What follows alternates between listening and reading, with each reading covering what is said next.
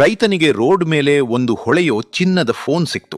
ಅದನ್ನ ಅವನ ಹೆಂಡತಿಗೆ ತೋರಿಸೋಕೆ ಅಂತ ಅವನು ಮನೆ ಕಡೆ ಒಂದೇ ಸಮನೆ ಓಡ್ತಾನೆ.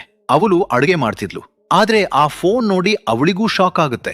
ಅಷ್ಟರಲ್ಲೇ ರೈತನ ತುಂಟ ಕೋತಿ ಸಡನ್ ಆಗಿ ಆ ಫೋನ್ ಕಿತ್ಕೊಂಡು ಕಿಟಕಿಯಿಂದ ಹೊರಗೆ ಜಂಪ್ ಮಾಡ್ತು.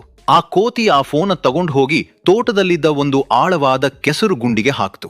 ಆಗ ಮಣ್ಣಿನ ಒಳಗಿಂದ ಒಂದು ಬೃಹತ್ತಾದ ಹಸಿರು ಫೋನ್ ಟವರ್ ಮ್ಯಾಜಿಕ್ ತರ ಬೆಳೆದು ಮೋಡ ಮುಟ್ಟೋ ಹಂಗೆ ನಿಂತಿತು. ತಕ್ಷಣ ಅಲ್ಲೇ ಇದ್ದ ರೈತನ ಹೆಂಡತಿಯ ಹಳೆ ಮೊಬೈಲ್ಗೆ ಸೂಪರ್ ಫಾಸ್ಟ್ ಇಂಟರ್ನೆಟ್ ಬಂತು.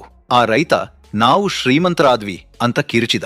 ಇಬ್ರು ಸೇರಿ ಊರಿಗೆಲ್ಲ ಕಮ್ಮಿ ರೇಟ್ಗೆ ವೈಫೈ ಮಾರೋ ಶಾಪ್ ಓಪನ್ ಮಾಡಿದ್ರು.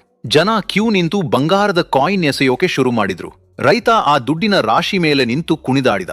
ಆದ್ರೆ ಸಡನ್ ಆಗಿ ಗವರ್ಮೆಂಟ್ ಆಫೀಸರ್ಸ್ ಕಪ್ಪು ಬಣ್ಣದ ಟ್ರಕ್ಗಳಲ್ಲಿ ಬಂದ್ರು.